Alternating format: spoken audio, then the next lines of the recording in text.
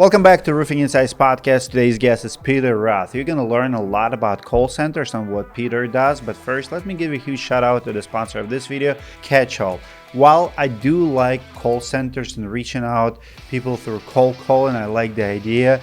Make sure that you also capitalize on the jobs that are taking place right now. I firmly believe that you can get one referral, one job from every project, and Catch-All is helping you with that. Now, let's go to Peter Roth and see how he built his call centers, how he is different, and what can his call center do to help your business. Let's go. What marketing channel do you think is about to die? I'm totally going to shoot myself in the foot by saying this, but I'm going to say it anyway because I'm an honest person. I hate door knockers, but there are plenty of people who came to my doors and I like them. It's just that it's just a bunch of bad apples out there screwing it up for everybody, which was worth precisely shit. If you do business with a brand and you opt in for updates from that brand. No, but this would be like killing the entire industry completely. It would kill itself. It's a take it or leave it sort of mentality.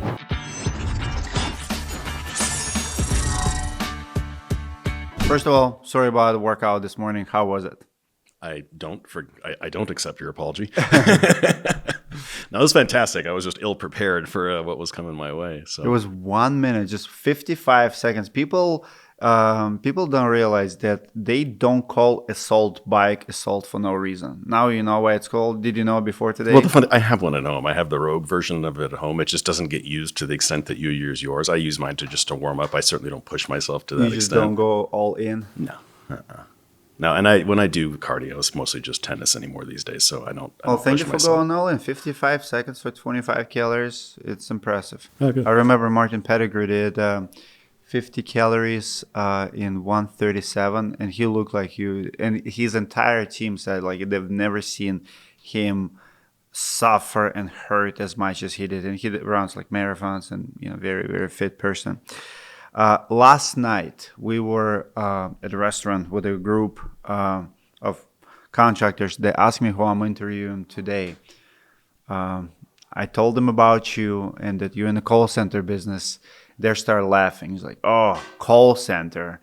Of course, we need another call center in the industry. Of course, we need to call people more. So contractors have very negative perception of call centers, like both with lead generation and business model in general.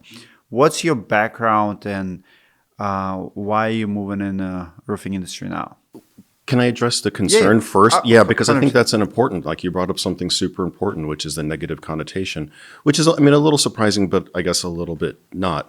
It's a little surprising. Well, no, it's not surprising to me because most of the time when people hear the term call center, they conflate it with having rented one out. So like a BPO service. In other words, they go to a call center and they buy appointments from them. Yep. Right. And the call center sells them appointments. That I'm totally not surprised gets negative connotation because, well, I guess it's not a surprise to anyone. The call center is in it to make money for themselves. Right, they're in it to cash the paycheck. They don't really care that much what the final outcome is. They don't really care that much if you make any money or if you're happy with the final product. So that part doesn't really surprise me. And then I throw in the fact that most of them are overseas. And when I say overseas, I mean like overseas, like Pakistan, Philippines, India, Bangladesh, countries like that, where once they've got your money, you probably wire them the money, first of all. So you have no recourse. So they really don't care because they have no accountability. It's not like you paid with a credit card where you can just get charged back. How long have you been in the call center business? I've been in it for 7 years, selling them for maybe half of that. Half of that? Yeah. What kind of call centers have you run, or like what's your business model, I guess? It's always been in the home services space. So I got started in solar. So by far, the vast majority of my clients are in the solar space, which is really good because solar is really goddamn hard. Yeah. Solar is really hard, right? Like Is solar dead now? No, it's not dead. It's just going through a consolidation period and it's going through a maturation period. So no, it's not dead. It's like anything else where it's got to grow up. They got to figure their proverbial shit out, and it's happening right now in real time, and they're getting slapped in the face hard, and that's a good thing. That's what happens. There needs to be a shakeout. There needs to be a period of maturity, and it's happening right now. Is it saturated with the call centers too? Yeah, of course. Like any other home. Anywhere where a cold call makes sense can get a bad rap because of overseas call centers. I'm here to change that perception. I'm here to show that this can be Your done. call centers in the United States or at least here? Mexico. My agents are predominantly, or 99% in Mexico. Mexico. Yeah, which is a very different experience. Yeah, I would agree with that. Yeah. So you've run retail, wholesale, service, and now B2B. Which business model is the most brutal to operate day by day? Solar. Solar? Yeah, solar. So solar is so difficult because no one needs it. That's it. I mean, you just, no one needs solar. Like if you got a leaky roof, that's a real problem. That's serious urgency. If your AC is out in the middle of Phoenix, that's like life or death. Those are real urgent matters. So if someone calls you and says, hey, can we come and do your AC tune-up, and it just went out that morning, the answer is yes, absolutely. Bring someone out here today. But there's no equivalent in solar. There's no solar emergency. No husband, no wife has ever shaken her husband and said, honey, call the solar guy today. But we need panels. Isn't it something that we want? It's a nice to have at best, because the main benefit in solar is a little bit of financial savings, usually 20%. And everyone can live without the savings. 20%. They promise you 100%. They promise you free bills. No. Well, okay, very I agree. Very unethical. I agree with you that usually it's not nearly as promised. Correct. 20-25%. But they promise you, like, what's your bill? Like, we can almost eliminate it. And those guys are getting shaken out right now. All those guys that you're referring to right now, we call them the solar bros. Solar bros? Yeah, the solar bros. They're all getting shaken out. All those guys have, they've all migrated away from the solar industry because everything is about to get tremendously harder because now the solar tax credit's going away at the end of this year. So they don't get to sell on easy, quick savings. Now they have to sell on long-term savings, which requires a much more mature approach to selling solar. So it's a more difficult task. You know what I absolutely hate? That those guys have ruined their reputation. I would say they show their true characters. Like I've met few people at last winter storm in Dallas. So they came from solar, and I see you guys penetrating roofing industry now, and ask what's your background. And I remember just 2-3 years ago they were coming to the roofing to partner with the solar. They were promising this, and that. And then miserably failed, right? And to the point where they should be almost prosecuted for the promises, fake advertising, all of that. So obviously it's folded. And they don't want to be accountable. Now they're switching their pitch and they're coming to the roofing industry with a different product. I'm like, well, 2 years ago you were promising me this. And now you're promising me this and you want me to trust. Like, where's accountability? Where's coming clean and say, hey, I was wrong. Like, I was selling BS and I'm not going to do it no more. Forgive me, right? Like, there's no recourse. Do you really think people are going? How many mature enough people do you know who actually do that? I don't. Well, I know plenty. I know that if you failed in anything, like especially if you've been selling a product and it failed, you owe it to your people. Like, even in a big business, if you sell today, even Mark Zuckerberg and your tech giants, even those people go in front of the Congress. If Toyota tomorrow makes, do you remember Volkswagen scandal? So when they made diesel, so they make up lies to sell vehicles, and it cost them how many $1 billion? And they literally stand in front of the Congress apologizing. Like, there's no way out of it. Yeah, you're still going to be in business, but you have to pay the price. But that mark on your reputation will be there for years. Two things. Number one, you're dealing with a much more highly intelligent class of people. Okay, that's number one. Let's just call a spade a spade. Number two, they've got a powerful team of PR people behind them telling them what to do.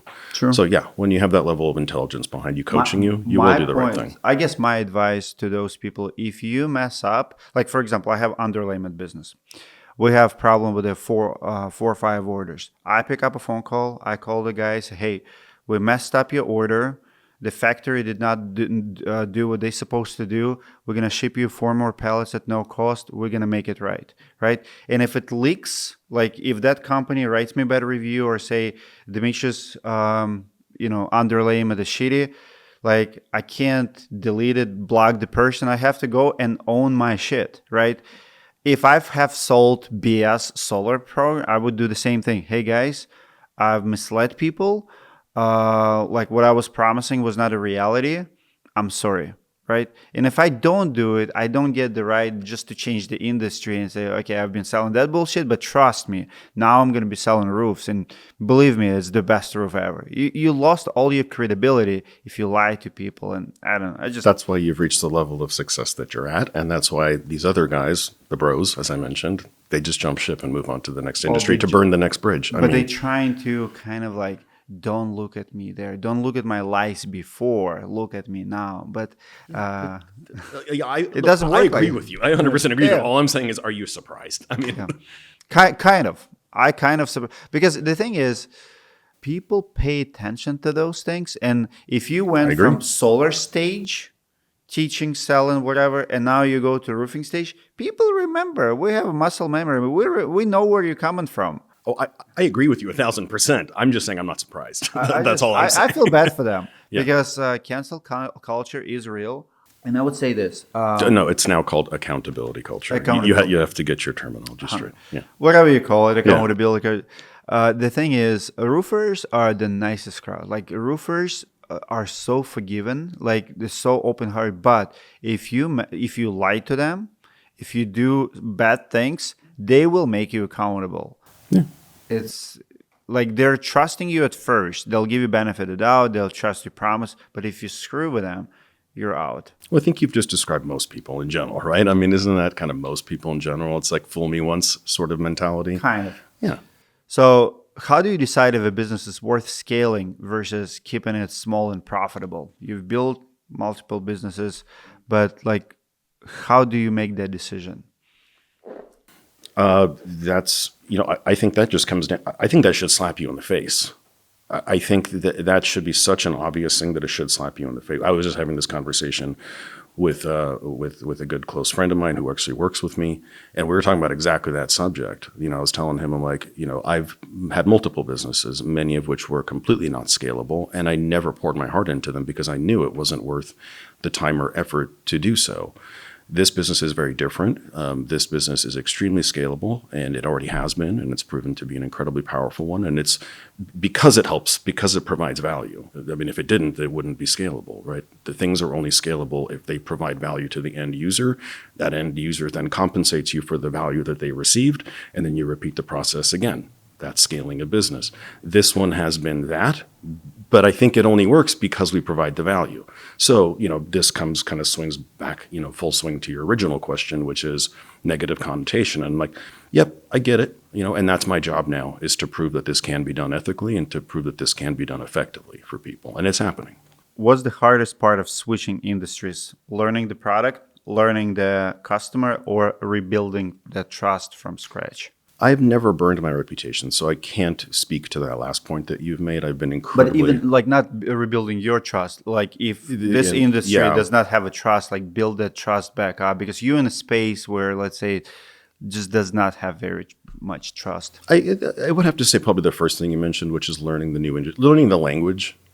Learning the language is always an interesting one, right? Because in the beginning, it's like even like working out, right? Like it's all new language. You got to learn the language to fit in. Same thing here. And then I think learning who the players are, learning who the people are who actually make a difference, like the movers and shakers, trying to get close to the people who actually matter and who can help kind of move your business forward. I think that's the slowest part for me. And whenever I've switched industries, which has happened, I'm 49 years old, so that's happened to me probably 3 or 4 times now.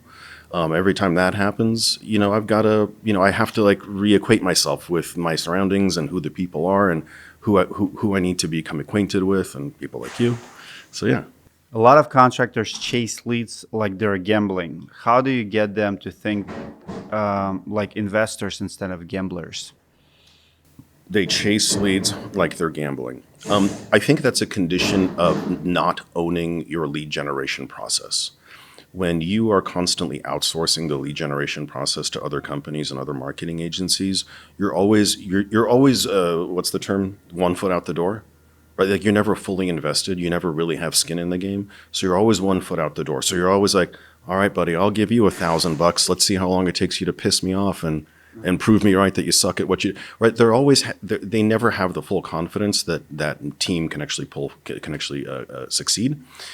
And so I think if people were to make a stronger commitment towards owning the lead generation, and this isn't a pitch for me, this isn't a pitch to say go get a call center from Peter at Scalify, but do something. Do something where you own your lead generation process, whether that's having a door-to-door, a team, whether that's having your own internal call center, whether that's having someone who works for you internally who runs your social media, or an entire team like you do, owning your process, because now you can't blame anyone.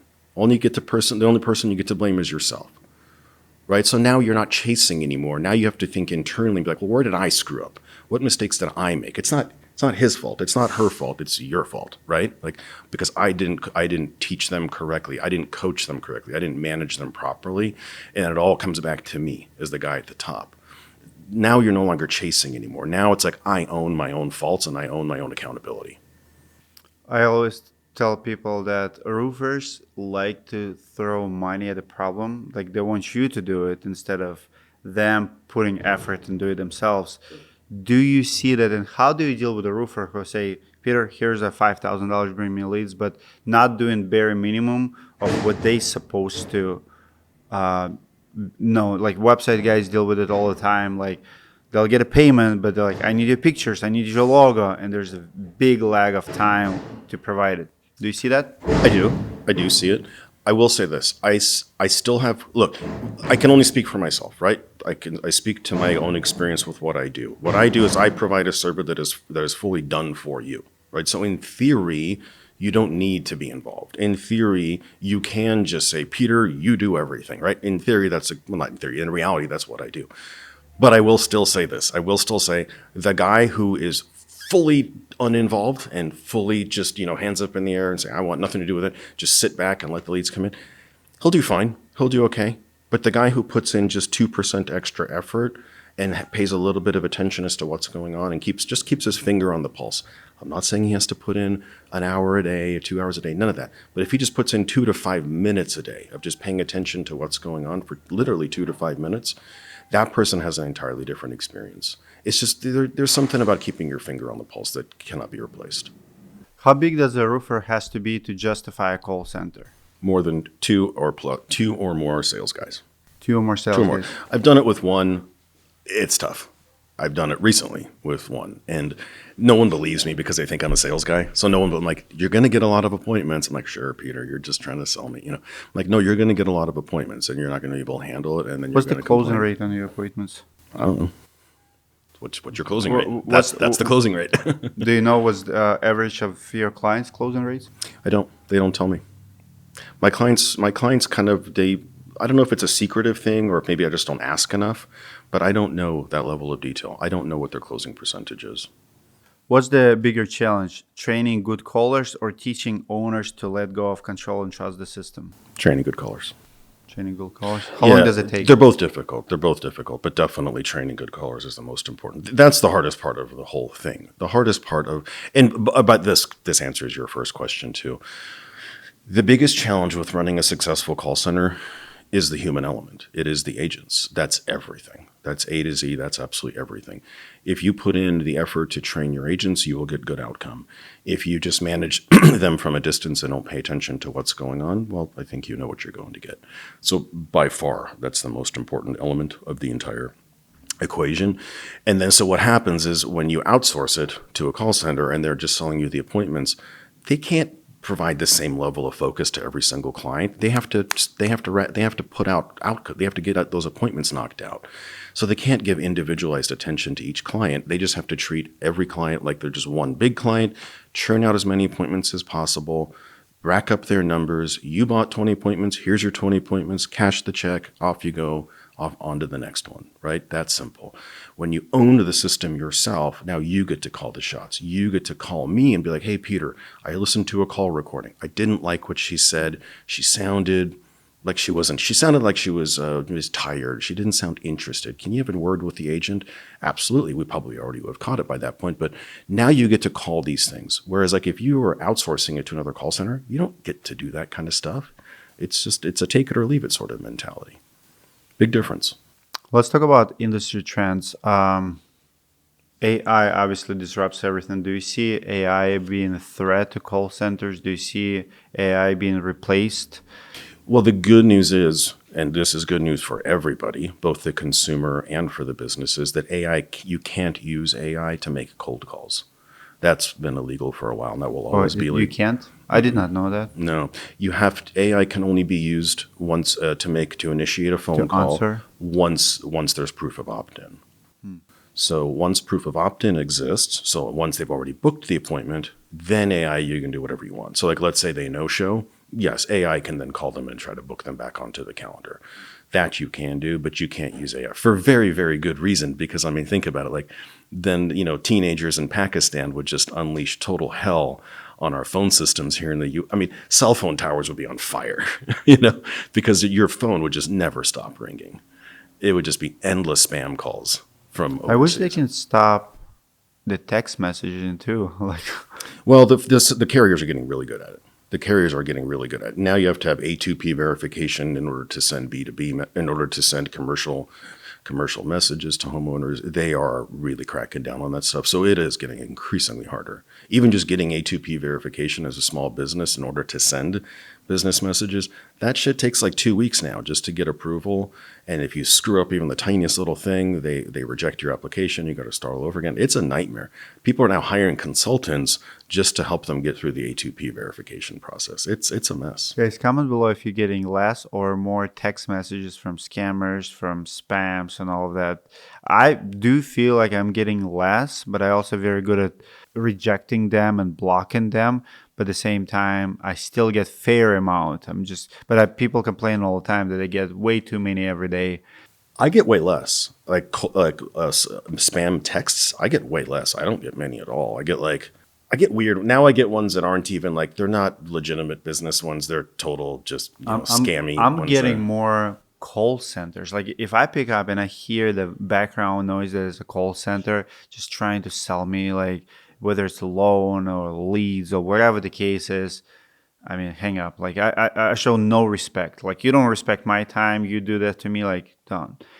I hate call centers with the passion, especially when it's like, it feels like sometimes call center could be like, hey, we're calling you like for this and that, right? But if it's a call center, like you can feel there's 100 people in that room. Yeah, overseas sweatshop type situation. I hate it. Yeah. Like all of our agents are in their 20s and early 30s. They all speak fluent English, like 10 out of 10 fluent English. Minimal to no accent whatsoever. They're all calling from Mexico. They all have to wear professional headsets. They're all working from home, so they're all at home by themselves. So there's no loud noise in the background. we use call center. I know good call. So give me a good opening line, because the one I hate is usually, are you the business owner? Are you the owner of Roofing Insights? Like that's like the most annoying thing ever. The funny thing is, there is no. Everyone wants to know. A lot of people ask that question. Like there's no magical opening line. But give me some good ones. Well, so for roofing, Yeah. I mean, like for most people, I think half of my clients are insurance, half of them are retail. So for insurance, I mean, that's an easy one, right? It's like, hey, you recently got that storm in your neighborhood. I don't know if you've had anyone up there to take a look at your roof. As you probably know, by the time you've noticed damage, there's probably already $10,000-$20,000 worth of damage going on. So, we've already got teams out there in your neighborhood right now, and we can do a free inspection. How's tomorrow, the day after? And like, no, we're all good. It's like, well, I totally get it. I just don't want you to deal with more expensive repairs later. Can I pencil you in for tomorrow? Doesn't cost you a penny. So it's not the pitch itself is not like the magical part. So is it majority of call centers, they are around storm damage areas? They're not your retail? No, actually for us, it's probably 50-50, and we're getting increasingly more and more retail as what would be your retail pitch or a retail call? Retail's kind of the same thing. Retail, it's just minus the insurance part of it. So retail and minus the insurance part. Hey, we've got a crew out in your area. We've just, we're helping 3 of your neighbors right now doing some roof repairs. Since we're already in the neighborhood right now, we don't mind coming out to check yours, no cost, since we're already in your neighborhood. We're there tomorrow and the day after, which day works better for you. Very friendly, nothing pushy, nothing aggressive at all. I know you're in a space, and you would not get in the space if you think it's coming to the end, but AI is banned. I have seen attempts to ban call centers. Do you think we'll have a call center industry as we have today in 10 years? Yeah. Yeah. Keep in mind the roofing part of the call center space is about this big, right? Then you have to take into account Medicare, Medicaid, health insurance, car warranty, all these massive industries that rely 100% But on car cold warranty calling. got banned. Car warranty got banned. Extend there's rules and laws about like, ext- yeah. The good news is all the big ones, right? Those are the big ones. The big because they tried doing that last year. Remember, they tried doing that Yep. thing where you had to have one-to-one consent in order to call homeowner, which essentially banned. The point was to ban cold calling, and all the lobbyists stood up against it because there was just too many massive industries that would have been completely crushed because of it. So now they said, so now it just comes back to the basic old rules of you just can't call people who are on the DNC list. So you just have to honor the DNC What's the list. punishment for that? Because I'll give you one example, and you tell me as a consumer what can I do. So Angels List. I've been asking them to put me on do not call list for the past 10 years. So have I. Angels List, you suck. And they still call me. I have the same number. I've recorded and published on YouTube videos of me recording, don't call me, put me on do not call list. They still do that. How do you protect? How do you report? What do you do? I'm not I'm not an expert when it comes to protecting yourself against that, so I don't want to pretend that I am. There are attorneys, that's all that they specialize they're a consumer protection attorney, so you would need to contact a consumer protection attorney, and that's all they do. There are some that literally all they do is litigate against people who violate the DNC. I'm just curious. If you guys know, comment below. I'm pretty sure I can chat GPT and stuff, but like, I've heard from a lawyer. I've seen the video, and he said, "You owe me $1,000. Here's the because they called and he was on the not call list. Send a check to this number. If you don't, you will owe me like this amount. Like so, each call, whatever, is like $1,000. Yeah, I need to do that. it's more than that. I don't even know what I think it's Yeah. like $5,000 per violation. All right, I'll get on that because I'm tired Yeah. of it. How do you see consumer expectation shifting? Do homeowners even want to talk to humans anymore, or do they secretly crave it? Like, do you see the trend where people just hang up more, don't want to continue the conversation, like when you guys call them, because you have the data? Like, I have not seen any dip in contact rate. We call it contact rate. I have not seen a dip in contact rate at all. It's not gone down. What is interesting is the sentiment towards AI. And I don't know if that's partially what you were asking, but the sentiment towards AI is actually It was really interesting to me because people really like it. People really like talking to AI. We all thought, oh God, this is going to flop because who the hell wants to talk to a robot? Turns out we're wrong. It turns out that people actually really do like talking to robots because of several reasons. Number one, they don't need to feel worried like they're going to get hard closed on something. They don't feel like the AI is going to try to close this them on just it. gives you options. Yeah, it's just there to kind of answer questions. So they always, and number two, a lot of people are really polite, and there's people who are crazy polite and they refuse to hang up on someone, and they'll just sit there and keep nodding their head. They'll die of old age before they hang up the phone. And so with AI, they don't have to feel that way. They can just be like, okay, I've had enough, and then just hang up the phone, right? Because they don't feel like they're hanging up on a human. There's that. And then the biggest benefit that we've seen, and this one really surprised me, the biggest benefit that we've seen with AI is that people now get to ask the dumb questions. The dumb questions that they would feel too embarrassed to ask to a human. So that, a lot of people, you know roofing even better than way better than I do, obviously. So like, what are some dumb questions that people ask? Like, I know solar really well. So like, people like often ask, am I going to get two bills? Like one from my loan and one from my electric company. And so they're afraid to even ask the question because it sounds stupid in their brain and no one wants to look dumb, right? Period. No one wants to look dumb. So they just don't ask the question. And then you don't buy anything, right? You can't buy something if you've got this big looming question over your head and it's the dumbest one of all. So AI has resolved that problem because people aren't embarrassed because it's just a robot. So they can now ask those perceivably dumb questions and now comfortably move forward in the conversation. If AI wouldn't be banned, like what if they allow AI to call people? Do you think your call center will be in jeopardy? Yeah, but For all of those reasons. yes, of course I do. Yeah, but it can't because then it would just completely. Then cold calling would be dead overnight. It would kill the industry because it would just flood it with AI bots. So AI industry, but it can be like Uber to kill the taxi.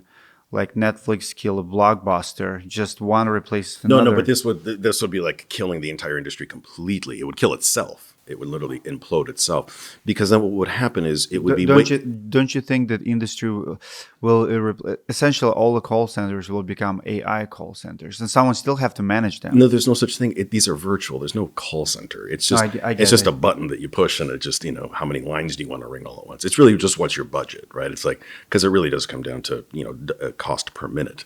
That's really how AI bills. So it's just how much budget do you have on a daily basis that dictates how many lines you can call. It's just, well, it would kill it the way we know it. But like, for example, Netflix entertainment replaced Blockbuster. So it killed the stores, just like Amazon kills the retail stores. But there's still equal amount of people work for Amazon or Netflix. I'm saying this would kill them. This would kill Hollywood.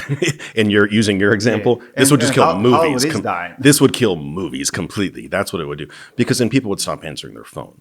Like I'm saying, you would get so inundated. Your phone would be smoke would be coming off of it. There would be so many goddamn spam calls coming through, and then the carriers would just fucking block everything to the point where then cold calling would be dead. It would kill cold calling as an industry. So to protect it, they've actually banned AI for a good reason, and I support it. I think it's a good thing because there's only so many humans that any company can hire. You can't hire tens of thousands of I people. think opt-in is the only way. This is how they keep tax on it, because if you do business with a brand and you opt in for updates from that brand, so like for example, if I build shirts and they have new collection, I get a text message, hey, we have new collection release, right? I opt in for that. Yeah.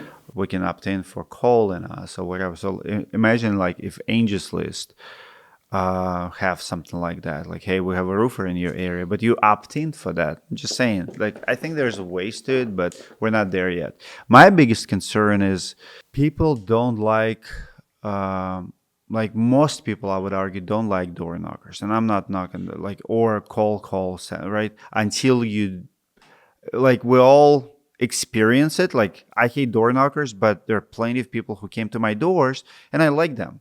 So it's not like hardcore early. You can't go in. It's like, oh, I hate. But we hate that. We hate being sold. We hate people coming to us. We want to feel powerful and smart. And we like if I'm a consumer, I'm making the choice. But you coming to me, pitching me at my house, and I don't like it. You calling me, I don't like it. What's the old term? Everyone likes to shop, but no one likes to be sold. Love it. Right.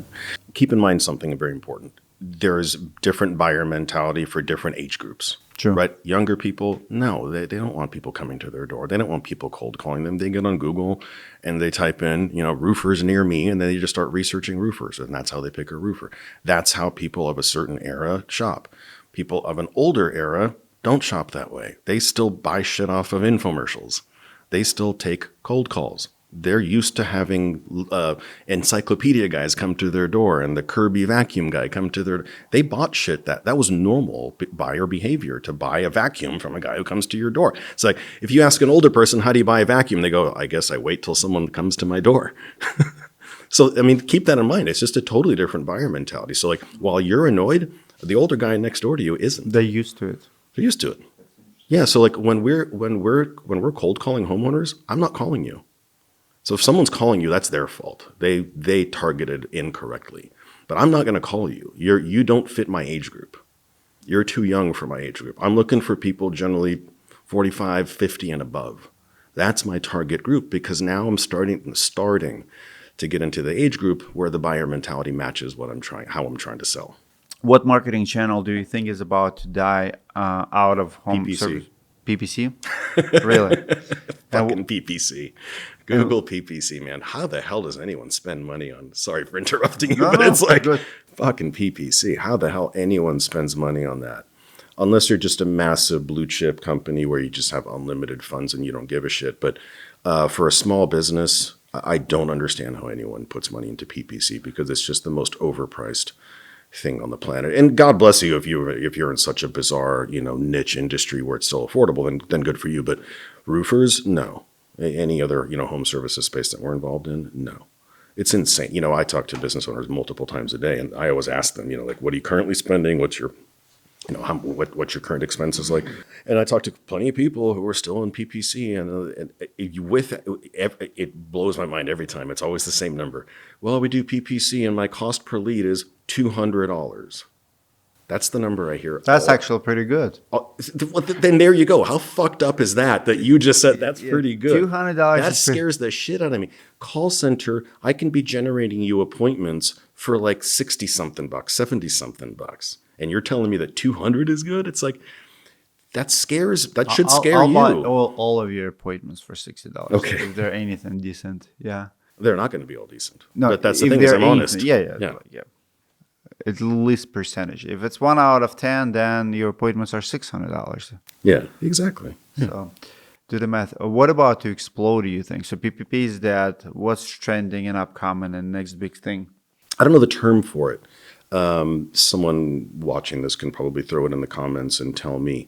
I think that there's going to be a massive upturn in probably like Facebook, TikTok, so like Meta, TikTok, and whatever, maybe Snapchat, but not that, because that's not new. But instead of driving people to a landing page like most people do, or instead of driving people to like book a call now, it drives them to an AI chatbot to answer questions right then and there on the spot, to create a conversation, which then moves them further down the funnel. Got it. So I think a conversation-based next step, as Just opposed to a interest-based, conversation-based, and just... Yeah, so the call to action would be have a conversation as opposed to fill out this landing page. Up until now, it's been landing page, which is fine. It still works. It's not going anywhere. But I am seeing that now people are reluctant to fill out a landing page because they know what's going to happen. They know they're going to get inundated. Their phone's going to start buzzing off the hook. Their email's going to get crowded. Right? Some sales guy's going to call you in 36 seconds. Hey, I saw you filled out some ad, blah, blah, blah. And they want to avoid all that because they've been through that ringer before. So instead, it takes them to an AI chatbot that just says, hey, what's up? I'm Steve, your AI chatbot. How can I help you? I know you may have some questions. Let me see if I can help you. If a contractor had to choose just one, ads, door knocking, outbound calling, what's the most resilient channel today? You already know what my No, answer is. I don't. You know what my answer Everybody's is going to be. different. No, but you know what my answer is going to be. And I'm not saying it because it's what I sell. I'm saying it because I believe in it. I'm saying it because, first of all, I don't sell shit that I don't believe in. That's just not, it's never been me. There's a lot of reasons why I would say a call center is without a question the path to go because, well, PPC, you already know my opinion on that. We don't need to keep going down that path. Let's go to the next most common one, Facebook, right? I think Facebook is an extremely common one, and then we'll touch on door knocking. Facebook is cool. Facebook can certainly work, but there's some major challenges with Facebook. And I think anyone who's watching this, anyone who's had any reasonable amount of experience with Facebook would agree with me that some of the major challenges you're going to face is scaling is very, very difficult in Facebook. Even getting to the point where you are ready to scale is hard enough because in order to scale, that means you have to have reached a certain level of success. You're like, yay, it's working. My ads are working. Cool. Now let's start dumping more money into it and scale. But that presumes that you got to that point of success in the first place and now you're ready to start dumping more money. That first step is hard enough in Facebook. It is very, very difficult to stand out from the crowd in a saturated industry like roofing. It's incredibly difficult because what do you have that's unique? Nothing. If you're honest with yourself, personality, charisma. Come on. You have to get them to talk to you in the first place before you have that opportunity to show them your personality and charisma. So that doesn't answer the question. Very few people have anything. It is a commodity, whether we want to face it or not. In reality, it's a commodity. So you have to find a channel that decommoditizes you as much as humanly possible. Facebook is not that channel. It's already too saturated. So now that means you have to come up with an ad that stands out from all of your competitors. Good fucking luck with that. I'm being honest, right? Because all of your competitors you have to assume are bigger, faster, stronger than you, right? So they've got more money, better talent, and bigger budgets for marketing agencies than you do.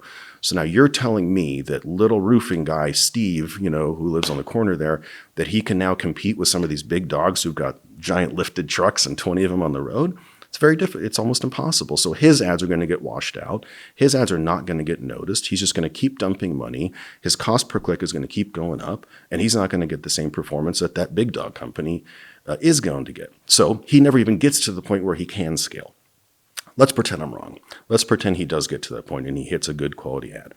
Then comes ad fatigue. You can't run the same ad forever. It's going to hit ad fatigue. People are going to get sick of looking at it. So now you got to hope that lightning's going to strike twice again. Now you got to hope that you get lucky with your ad agency or yourself, and you're able to write a whole new ad that can recreate that success that you already had. So now you're literally hoping for lightning to strike twice. Good luck with that. But let's pretend you do. Now you get to start, hopefully you get to the point where you're ready to start scaling. So you're like, cool, let's increase our ad budget. Now comes the next set of problems. What if your audience isn't big enough in your area to accommodate your new ad budget? So you're going to hit a wall.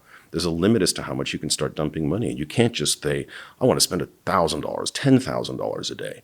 You're going to hit a wall. So Facebook is littered with all sorts of obstacles that prevent you from scaling. There's my thoughts on Facebook. Door knocking, great. Love door knocking. Big fan of door knocking. It works, right? It works. But the problem is, like anything else, it's just very, very hard to scale. It's hard to scale a good quality team of door knockers because they're humans. And they're hard. It's hard to find them. I don't know anyone that really has the ability to scale a large operation of door knockers. There's a few out there for sure, but the average person has a very, very difficult time scaling that team. It's like every time they find one, they lose two, and then they got to replace them and start all over again. It's a real big mess. It's hard. Door knocking is great, but what I love about door knocking, a couple major things. Number one, you're catching the homeowner away from their computer. This is huge and more valuable than people realize. If I can market to you away from your computer without the spying eyes of Google and Zuckerberg, because what happens when you click on an ad in Facebook? Zuck hits you with 20,000 more ads just like it. And buyer mentality is that you want to get 3 quotes, right? Everyone wants to get 3 quotes. Well, if they're already slapping you in the face with all these other ads, it's just super easy. Path of least resistance is go ahead and click a few more of those ads. Now you got multiple people blowing up your phone. So now that ad that you thought was going to lead to an exclusive lead ain't so exclusive anymore because they clicked 3 other ads just like yours, and they already forgot who you were, right? So there's the problem again. Like when you catch someone on the internet, whatever marketing channel they're on, it's going to start serving them other ads just like yours, and now you cease to be an exclusive lead. But if you door knock or a call center, you catch them away from their computer, i.e. no Google, no Zuck, so no spying eyes, and they can't serve you other ads. So now you have a much higher likelihood of actually getting an exclusive lead who's not going to go shop around. And the beauty of it now comes back to answer your question in the most long-winded way possible, is that why call centers are so incredibly powerful is that they now solve the problem that door knocking can't, which is the issue of scalability. It is very, very hard to scale, right? If you're doing well, which a lot of people do in door knocking, it is very hard to be like, okay, well, I'm just going to go add 50 new door knockers. That's a way easier said than done. But call centers, you call me, I can have, 50 would probably take me about 3 weeks to a month, but in about a month, I'll have 50 people on your campaign calling full time. That is not hard. It just takes a little bit of time, but it's not that hard. Can you share dispute rates, like what kind of dispute rates you have, and do you have industry standard, like average?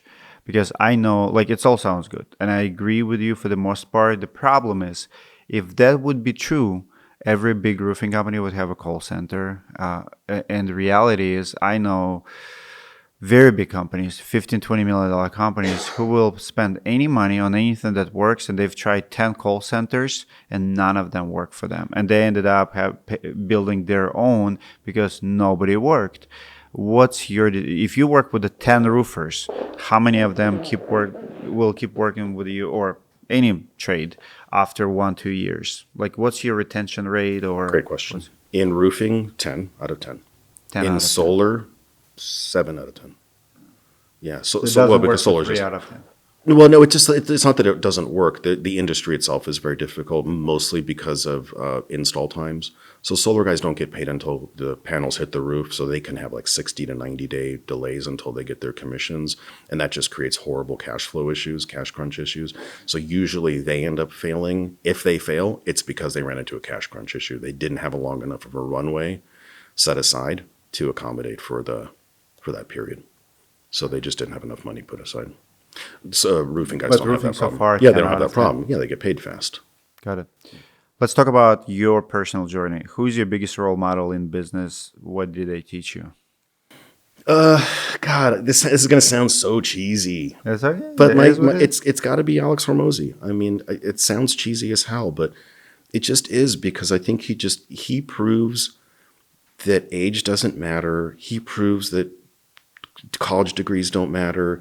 He proves that so many things that we took as conventional wisdom in business that you needed in order to be massively successful don't matter. And I love that he shows well, first of all, I think he's a freak of nature with regards to like his ability to convey business concepts. He's a freak. He's incredible. Like, I don't know any other human being that can capture the essence of how to run a successful business. It's like his brain was just like he was born to speak the business language. And I thought I was pretty good at it, but that guy's on another level. So, and then he goes to show that like you can, I love his thinking. I love that he's getting people now to start thinking in this large scale of like private equity without private equity internally, like almost like a family office type thing. Like, he gets people understanding that like you can start achieving that massive level of success without having to go to like the full private equity level. Agreed. You led businesses through bad times, 9/11, housing crash, COVID. Which one left the biggest mark on how you operate today? This may sound a little, I don't want this to sound cocky. That is not what I'm trying to sound like. I started my first business in November of 2001. So right after 9/11, couple months after 9/11. So that was my first experience. My first day in business was getting kicked in the teeth with that. So I don't know good times. I wasn't born into like a business of good times. My first business experience was right after 2 months after 9/11. So I think because of that, I wasn't raised, I didn't know what it was like to like just have an easy go at anything. It was like right away, my first experience was You have to figure getting it kicked out. in the teeth. Yeah. So for me, it's like whenever times are good, I was like, oh, this is kind of different and nice. I'm the same way. Like, if you would ask me the same question, the same thing. I used to work for a company, and the boss filed bankruptcy, a remodeling company, housing crash after 2008, and I went to business when everybody was getting out. So it was still better. Like, I was making $25 an hour working for the guy, and I just needed to make better. Like, I was making $500 a day installing floors at the cheapest rates, but it was my sport. I have my health, and it was my sport. I charged dollar a foot, and I would do 500 square feet a day. The going rate was 250. So I lowered the price, and I'm like, I used to make 250 a day. Now I'm making 500 bucks a day, but I have to work twice as hard. And even my people who were selling me floors saying, Dimitri, I don't know what you're doing, how you do it. You're the only one hiring. You're the only one buying our stuff. People have been in business 20, 30 years. They're going out of business. So I was capturing their jobs and getting reviews and growing my company. And same thing. I don't know. Like, I love the booming economy. I love when you're in demand. Even right now, this year, we started underlayment business, and everybody's slow. Everybody's like, ABCs, like all the suppliers, everyone like 20, 30% down. Roofers definitely don't want to buy bulk. I have the best year. I sold a couple $1 million this year of underlayment. It's my first year in business. Same thing. Like, it's a tough year to be in business, but I don't know any other way. I think you and I are much more similar than we think, because like, number one, we're both immigrants, right? And so immigrant culture is just different. Immigrant culture mentality is just different, and it's hard to explain. But like, me, when I watched my dad, we came to this. I was 2 years old when we immigrated to the U.S. But so I'm kind of like a mutt, I guess you can call it, in terms of culture. But watching my dad, he didn't speak a word of it. He had a degree in electrical engineering, electrical engineering. Master's in electrical engineering, which was worth precisely shit when he came to the U.S. And he was literally a janitor, when he moved here, because he didn't speak any English. And so then he got a job as an electrician, and then he slowly, but like, when you're a kid, what you see around you becomes your normal, right? It's just what you witness that becomes your normal. And so watching my dad work his ass off was my normal. But watching my dad grow into an entrepreneur also became my normal. And watching my dad negotiate and put deals together and all that kind of stuff, that became my normal. And I always joke around. My dad was like the definition of a bad negotiator. Because, now it's different. Now we've got books and coaches and programs. And, now we understand that, negotiation only works if both parties win. Not for my dad. My dad I used to joke, my dad would walk up to a Coke machine and be like, I'll give you 25 cents, to an inanimate object. Yeah, so. Controversial topic about luck. You've talked about luck playing a role. How do you personally tell the difference between luck and earned wins? Well, luck, everyone gets luck, but you have to be present in order to get luck. You have to be in the right place at the right time. You got to show up. Yeah. You got to be doing the thing that you're doing a hell of a lot To get lucky. To get lucky. Everyone gets lucky and everyone gets unlucky. That's fucking life. Yeah. But you got to do the thing that you're doing for a very long time to get those. I don't think luck is what's interesting. I think there's life-changing luck. And people only get life-changing luck once, twice, maybe 3 times in their lives. Like, have you had like true life-changing luck? Like, everyone gets good luck, moments of, a $20 bill in my pocket. I'm not talking about that. I'm talking about like, holy shit, that you go home to your wife and like, you are not going to believe what fucking happened today. Craziest thing ever. This is going to change the trajectory of our lives. Pure fucking luck. Just dropped out of the blue. Like, that's happened to me like maybe twice in my life. But again, like, you have to be around for a long time. And it's usually going to enough places, meetings. For me, it's usually meeting someone, be in the right place. Like, what it like for me is usually conference. Like, I would do a conference, and the first couple hours at the event, I see something that opens my eyes, or I meet a person and I'm literally just looking for that solution or whatever. And I'm like, oh, wow, how did that happen? But I put myself in that conference. I bought a plane ticket. I went there. I stayed there, right? And boom, just like that. Yeah. You put yourself in the path of luck. Like, even, I'll give you one example. Huge shout out to Lance Beckman. We were talking about him earlier. I ran conference for 5 years and I was so exhausted of it. It was just, I loved the place. We grew to, 1,500 people attending. I loved it. My audience loved it. It was very emotional to cancel it. And I didn't have a plan to sell it per se. But somehow I met Lance Beckman, wanted to do podcast with him. So I went to do podcast with Lance. And towards the end, we just like, oh, what about conference? Oh, I'm done. Like, I'm no more conferences. And he's like, would you sell it? And I did have 2 offers. Like, people just reached out to me. He's like, let me know if you want to sell it. Let me know if you want to sell it. And I told Lance, and like, I have 2 people interested, but we didn't even discuss numbers, anything. Just people heard that I pretty much, I was ready to stop and done. But what legacy do you have when you sell it and it keeps going and you're still part of it, but you're in the... Anyway, so that's luck, right? Like, meeting Lance Beckman and doing a pod, and I flew on mine, and like, it's not like he paid me to come. It's like, hey, Lance, I want to interview you.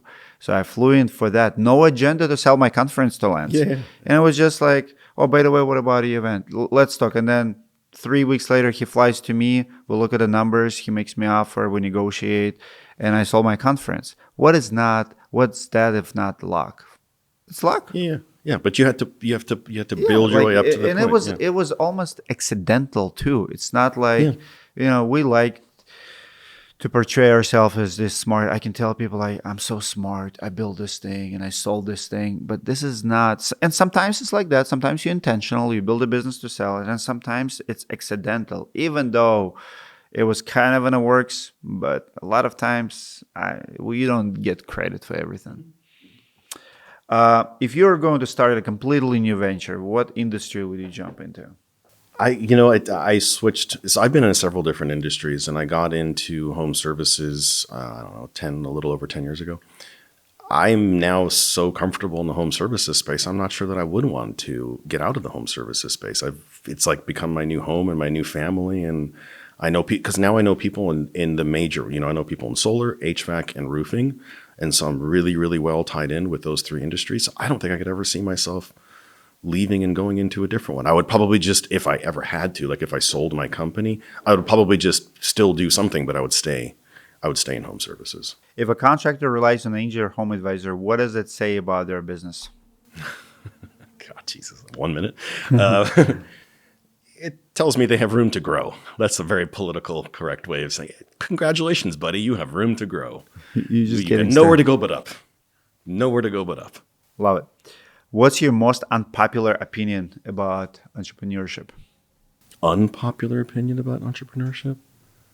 I think a lot of it just really does come down to just being around for a long time. I don't think I'm particularly brilliant at business. I think I'm just 49 years old.